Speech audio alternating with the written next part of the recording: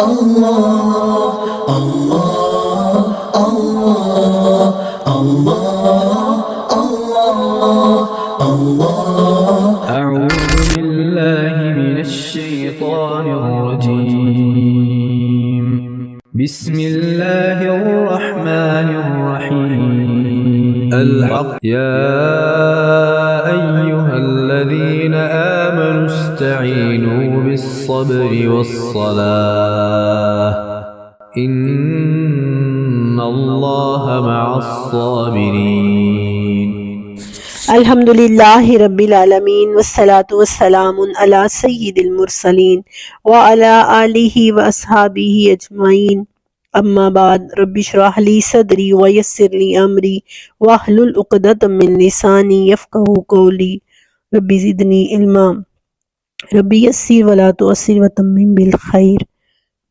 اما بعد اعوذ باللہ من الشیطان الرجیم بسم اللہ الرحمن الرحیم معزز سامعین السلام علیکم ورحمۃ اللہ وبرکاتہ۔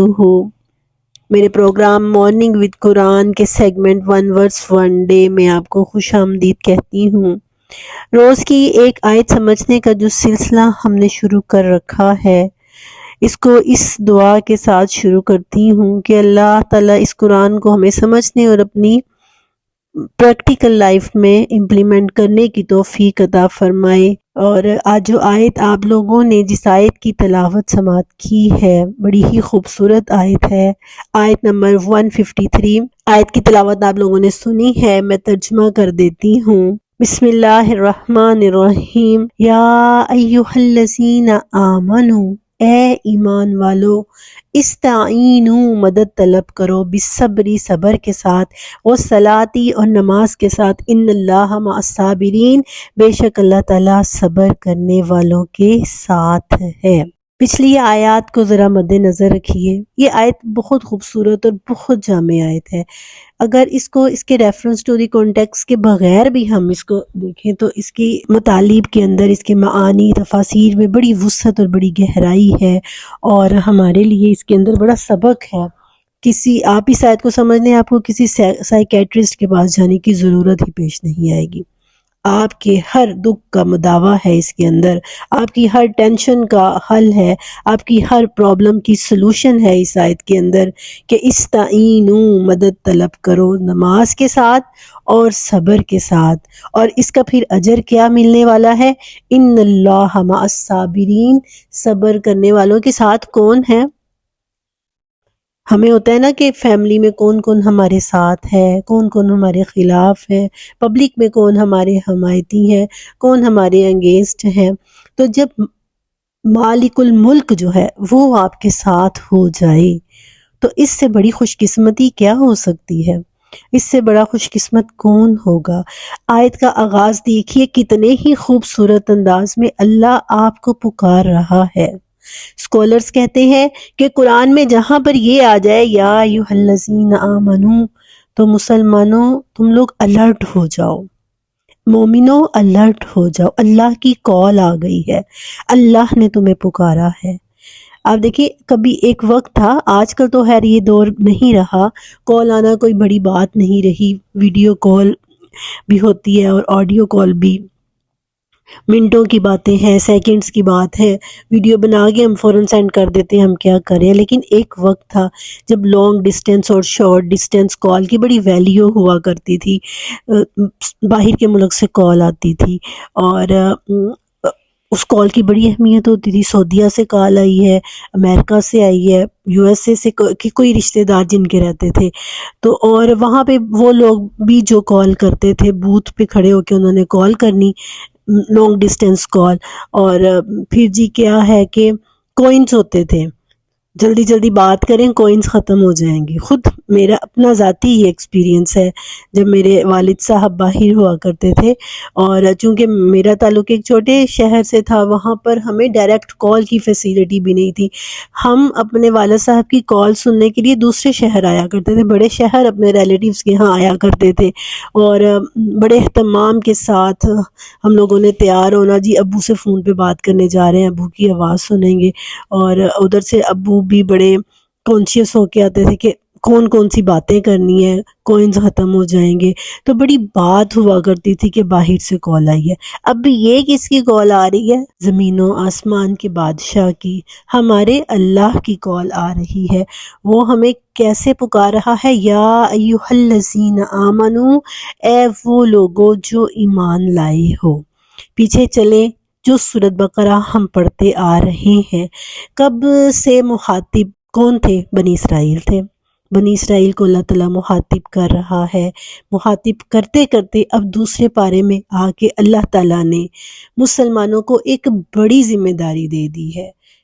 مسلمانوں کو ایک نبی دیا اور مسلمانوں کو ساتھ میں قبلہ دیا، اور ساتھ میں کہا اس نبی کی نبوت کا وقت ختم ہو جائے گا، لیکن جو دین یہ چھوڑ کے جا رہا ہے، جو تعلیمات یہ چھوڑ کے جائے گا، ان کو آگے لوگوں تک پہنچانے کی ذمہ داری اس امت کے کندھوں پر آ جائے گی۔ اس امت نے یہ گراں بار ذمہ داری شہداء علی الناس، اللہ تعالیٰ نے یہی کہا نا پیچھے، وَيَكُونَ الرَّسُولُ عَلَيْكُمْ شَهِيدًا، پیچھے ابھی ہم نے کون سی آیت پڑھی ہے؟ امتاً وسطا، تمہیں امت وسط بنایا ہے، تم نے ہم نبیوں سے لے کر یہ تعلیمات لوگوں تک پہنچانی ہے۔ اب تم کون ہو گئے ہو؟ شہداء علی الناس، اب تم اللہ کے دین کے داعی ہو گئے ہو، اور اب تم نے کیا کرنا ہے؟ استعینوا، مدد طلب کرنی ہے، اپنا تن من دھن لگا دینا ہے اللہ کے دین کو لوگوں تک پہنچانے کے لیے۔ یہ ایک بھاری ذمہ داری ہے ہمارے اوپر۔ سوچئے کہ ہم اس فرض کو ادا کر رہے ہیں۔ زیادہ سے زیادہ ہم لوگ کیا کرتے ہیں؟ ہم کوشش کریں گے کہ ہم نماز پڑھیں، ہمارے بچے نماز پڑھیں، ہم قرآن پڑھ لیں، ناظرہ پڑھ لیں، ہمارے بچے پڑھ لیں، لیکن ہمارے بچے ڈاکٹر بن جائیں، انجینئر بن جائیں، لیکن ہم کتنی کو کوشش کرتے ہیں کہ ہم اور ہمارا بچہ اس دین کو سمجھے اور اس دین کا داعی بن جائے، جبکہ یہ فریضہ ہم پر عائد ہوتا ہے۔ اور آپ دیکھیے یہاں پر یہ نہیں کہا گیا اصبروا، صبر کرو، صبر کرنے کا نہیں کہا گیا، اس کے لیے آنا تھا اصبر، اصبری، صابرہ، صبار۔ قرآن پاک میں آتا ہے ان فی ذلک لآیات لکل صبار شکور، یہ سارے لفظ قرآن میں استعمال ہوئے، لیکن یہاں پر بالصبری، صبر کا لفظ استعمال ہوا ہے، صبر کے ساتھ اور نماز کے ساتھ۔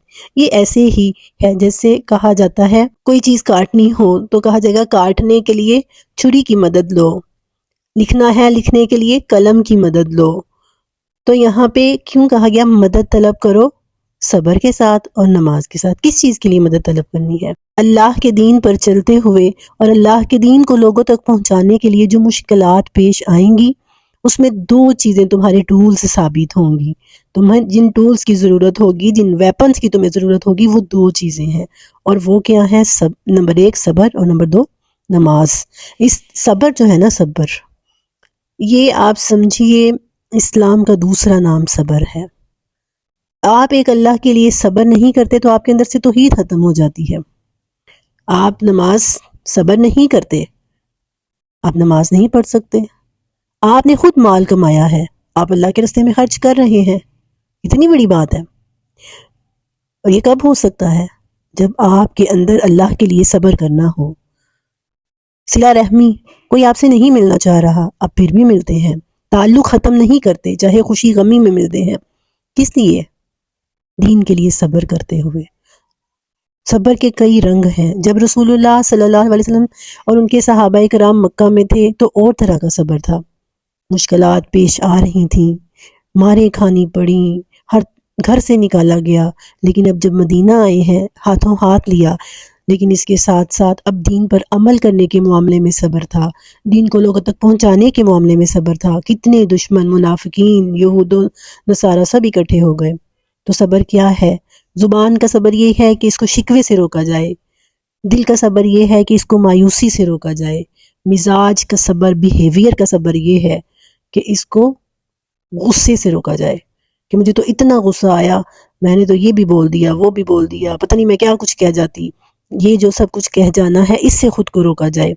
خوشی کے موقع پر خود پر قابو رکھا جائے کہ کہیں میرے سے کچھ غلط حرکت نہ ہو جائے۔ دیکھیں نا، خوشی کا موقع آتا ہے، لوگ سب کچھ بھول بھال کے بھائی خوشی کا موقع ہے، اب تو خوشی منا لینے دیں، یہ نہیں، خود پر قابو رکھا جائے، غم کے موقع پر واویلا نہ کیا جائے۔ تو یہی ہے صبر۔ آپ صبر کریں۔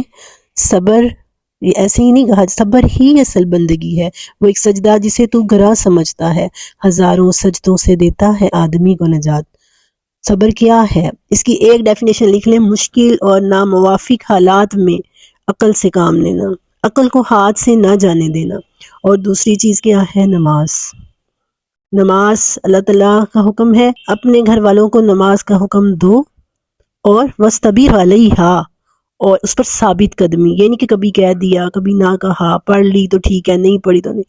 آپ دیکھیں ایک ماں باپ اگر نماز پڑھتے ہیں، بچے نہیں پڑھتے، گھر کا ماحول چینج نہیں ہوگا جب تک وہ بچوں کو بھی ساتھ نہیں لگائیں گے، اور پھر اگر بچوں کو نہیں کہیں گے تو وہ چیز نسلوں میں سے ختم ہونی شروع ہو جاتی ہے۔ مجھے بڑی اچھی طرح سے یاد ہے کہ پہلے گھروں میں یہ ماحول ہوا کرتا تھا کہ والدین خود فجر کی نماز پڑھتے تھے اور بچوں کو بھی اٹھایا کرتے تھے، لیکن اب عجیب ہمارے ہاں ماحول ہو گیا ہے راتوں کو جاگنے کا، اور جیسے جیسے نماز کا ٹائم قریب آتا ہے نیند آنی شروع ہو جاتی ہے۔ گھروں میں مجموعی طور پر یہ ماحول ہونا شروع ہو گیا۔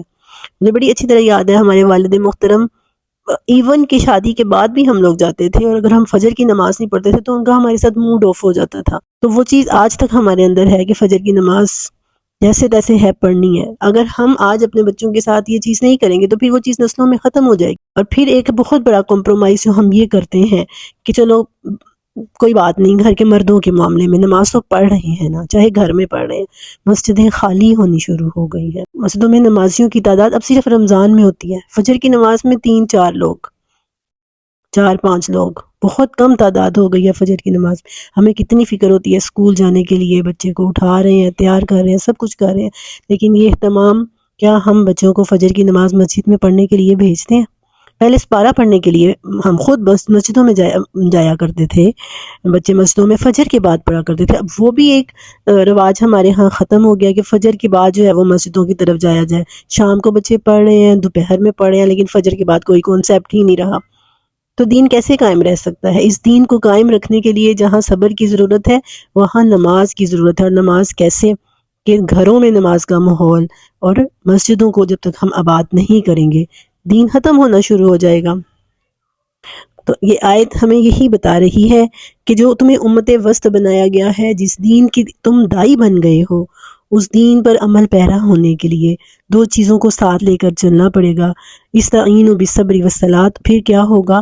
ان اللہ مع الصابرین، اللہ صبر کرنے والوں کا ساتھ دے گا، اللہ تمہارے ساتھ ہو جائے گا، وہ تمہاری زندگی سے مشکلوں کو ختم کر دے گا، وہ زندگی میں ایسی بہاریں لے کر آئے گا کہ تم خود حیران رہ جاؤ گے۔ جیسے پچھلی آیت میں یہ کہا کہ تم مجھے یاد کرو میں تمہیں یاد کروں گا، ایسے ہی یہاں پر کہا کہ تم صبر کرو، اللہ تمہارے ساتھ ہے۔ اللہ تعالیٰ سے دعا ہے کہ وہ ہمیں سمجھنے اور عمل کرنے کی توفیق عطا فرمائے۔